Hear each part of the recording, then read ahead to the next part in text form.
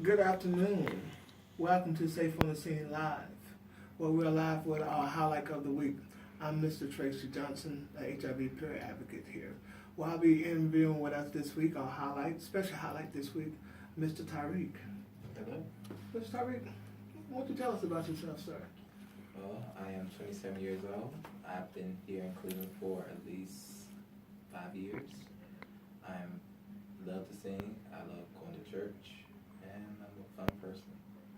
I'm gonna hold you up to that thing. I'm gonna have to come back to that. Definitely to hear something. Anytime. So, how did you find out about Safe on the Scene, and what drew you to Safe on the Scene? Actually, a lot of people have told me about it, but I mainly came here because Tracy. Actually, you told me to come here before you told me about it, and I was curious, and I actually one day just came in. Yeah, Safe on the Scene is a good place. Very good. What you like about it? Everything, the staff, it's just wonderful to be here. I can't even put it in like words. It's wonderful. Do you have a favorite moment or favorite highlight of being here at Safe on the Scene? Favorite moment? I can honestly say every moment that I come here is a great day, and it's a great time being, around people that cares and worries and can just be themselves, and you don't have to really,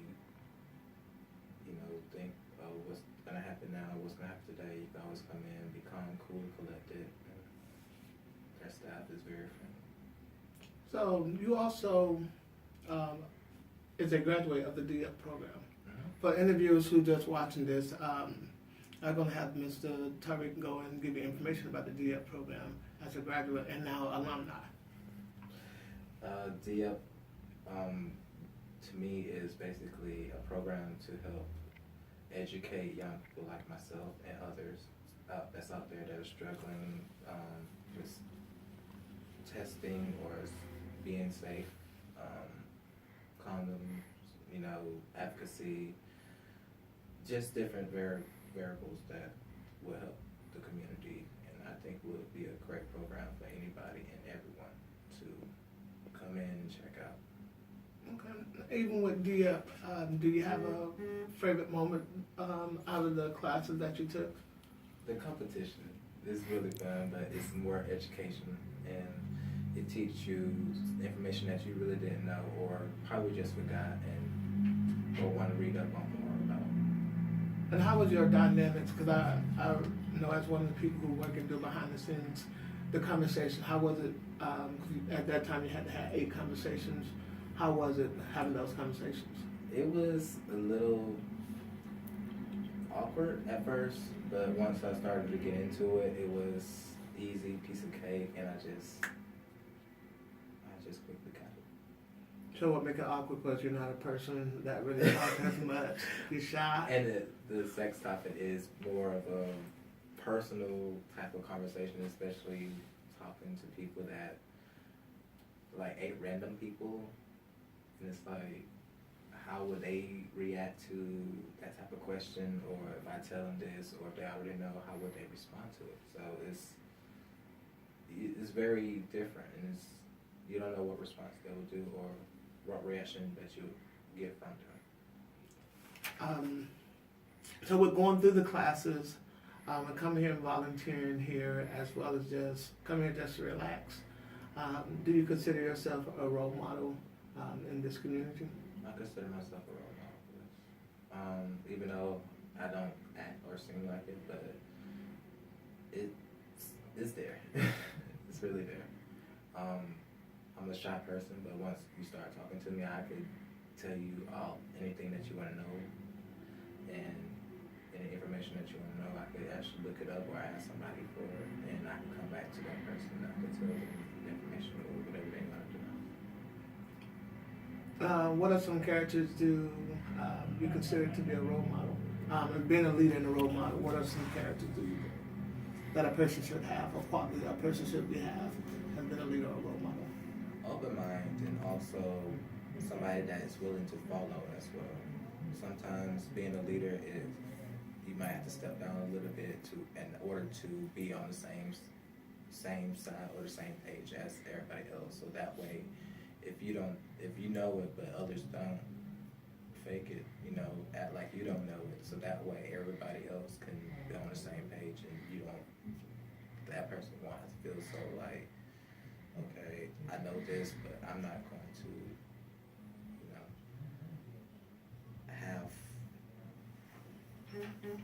I'm not going to tell them that I know it, basically. Just let them figure it out for themselves, and at the same time, everything is like a learning experience. That's how I see it. Once you learn it, you'll never forget it. So I want to get a little personal, if you don't mind. Go a little How deeper. personal you talk? This is some way where you can give knowledge about getting the HIV test. How was your experience with getting the HIV test, and what would you encourage someone who's scared to get a test done? Don't be scared. Life is life. Enjoy it, live it while you can. Live it like it's your last day. I was scared at first, but somewhere down the line, I actually had people to encourage me to keep going, get tested, and I've been doing that. But a few years ago, I found out something about myself, so I just stopped. But I encourage everybody else to continue on and get tested. Now, where can they go to get tested at? Do you know? Well, there's different locations that they could go get tested. They could go get tested at the free clinic that's over on Superior. There's one on 30th and Euclid, which is the task force, and there's actually here at Recovery Resources, where they actually have 2 people, or actually 4 people that actually could test them, and they can get their rapid results that same day, or they can actually wait and get it. It depends on what they want.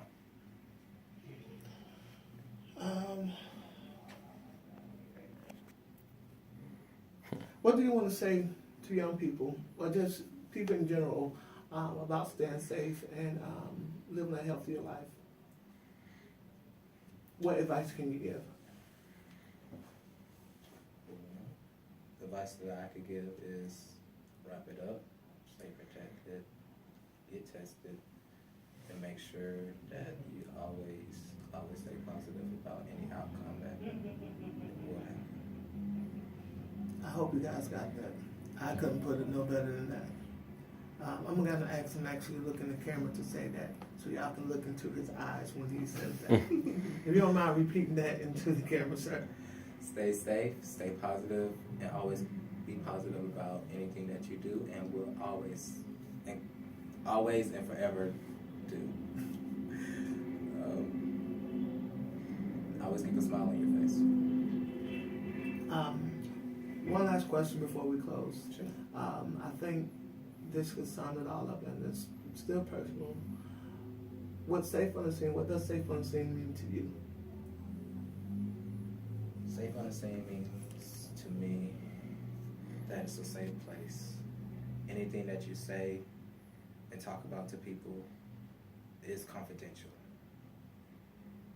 I see it as a secondary home for LGBT, black, white, don't matter the race. It's a great place for any young person to come, relax, chill, do whatever they want, except for smoking or cussing. But it's a wonderful place where you can just come and just relax and be yourself. And I know I said one last question, but I thought about something as you was talking. What do you feel like is the greatest strength of the community or Safe on the Scene as a whole? That how there are people that is willing to do whatever it takes to go out there and make sure, like young people as myself or younger or older, that they have a good place to lay their head, to make sure that they're protected, they're safe, and that they are loved and really there for the needs. That's good. Is there anything you'd like to add? I'm I would like to plug in before closing. Today is March 10th, which is also National Women's and Girls HIV/AIDS Awareness Day. So it doesn't matter if you're male, female, transgender, which is male to female or female to male. Please go out and get tested today, because knowing your status is sexy. Again, I'm Tracy Johnson, and you just saw a live interview with Tyreke today. Look forward for Mo's highlight coming soon. Thank you for joining us this afternoon.